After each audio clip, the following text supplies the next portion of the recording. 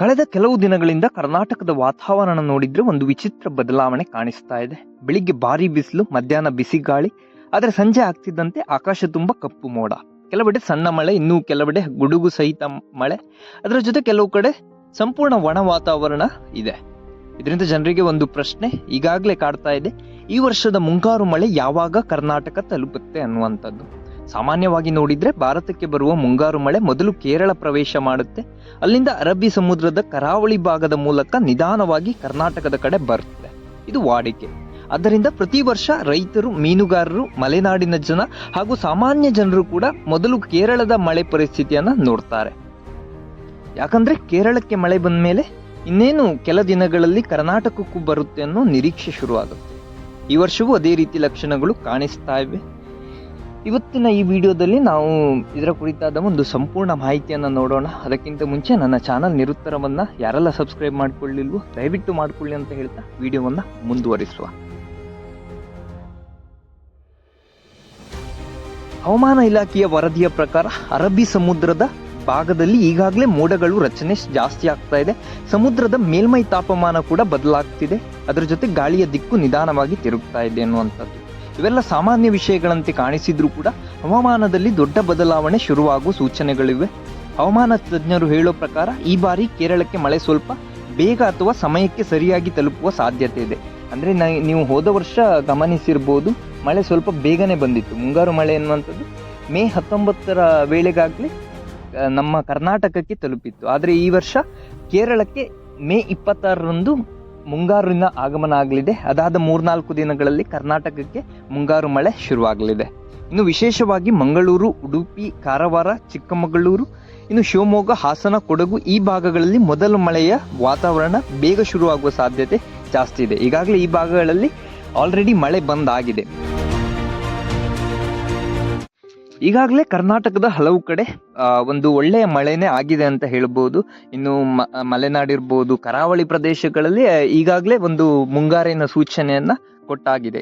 ಅದರ ಜೊತೆ ಕೆಲವು ಕಡೆ ಅಂದ್ರೆ ನಿಮ್ಮ ಬಯಲು ಸೀಮೆಯ ಕಡೆ ಕೂಡ ತಂಪಾದ ವಾತಾವರಣ ಇದೆ. ಅದ್ರ ಜೊತೆ ಗಾಳಿ ಕೂಡ ಸಾಧಾರಣವಾಗಿ ಬೀಸ್ತಾ ಇದೆ. ಇದರ ಜೊತೆ ಮಳೆ ಬರುವ ಮೊದಲು ಪ್ರಕೃತಿ ಕೊಡುವ ನಾವು ಸಣ್ಣ ಸಣ್ಣ ಸೂಚನೆಗಳನ್ನ ನಾವು ತಪ್ಪದೆ ನೋಡ್ಬೇಕು. ಯಾಕಂತ ಹೇಳಿದ್ರೆ ರೈತರಿಗೆ ಇದು ಬಹಳ ಇಂಪಾರ್ಟೆಂಟ್ ಆಗಿರುವಂತ ಒಂದು ವಿಷಯ. ಈ ವರ್ಷದ ಮಳೆ ಹೇಗಿರುತ್ತೆ ಅಂತ ಎಲ್ಲರೂ ಒಂದು ಕುತೂಹಲದಿಂದ ಕಾಯ್ತಾ ಇದ್ದಾರೆ.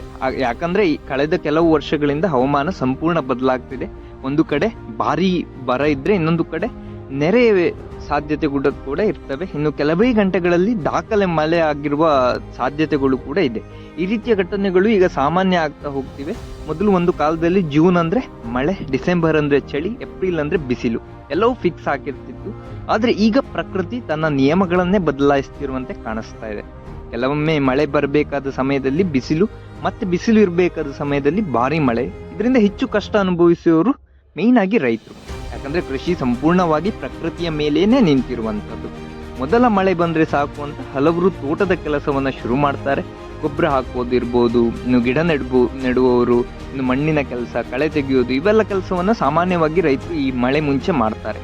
ಆದ್ರೆ ಮಳೆ ಸರಿಯಾಗಿ ಮುಂದುವರಿಯದೆ ಹೋದ್ರೆ ಅಥವಾ ಏಕಾಏಕಿ ಜಾಸ್ತಿ ಬಂದ್ರೆ ಅದರ ಪರಿಣಾಮ ನೇರವಾಗಿ ಬೆಳೆಗಳ ಮೇಲೆ ಬೀಳುತ್ತೆ.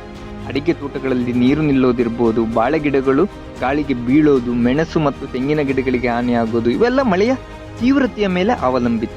ಆದ್ರೆ ಈ ಬಾರಿ ಕೇವಲ ಕೃಷಿ ಮಾತ್ರ ಅಲ್ಲ, ಸಾಮಾನ್ಯ ಜನರ ಜೀವನ ಮೇಲೂ ಈ ಮಳೆಯ ಪರಿಣಾಮ ದೊಡ್ಡದಾಗಿರ್ಬೋದೆನ್ನುವಂಥದ್ದು ಹವಾಮಾನ ಇಲಾಖೆಯ ಒಂದು ವರದಿ. ಯಾಕಂದ್ರೆ ಮಲೆನಾಡು ಭಾಗಗಳಲ್ಲಿ ಈಗಾಗಲೇ ಭೂಕುಸಿತದ ಭಯ ಶುರುವಾಗಿದೆ. ಕೆಲವೆಡೆ ಹಳ್ಳ ಕೊಳ್ಳಗಳು ತುಂಬುವ ಪರಿಸ್ಥಿತಿ ನಿರ್ಮಾಣ ಆಗಬಹುದು.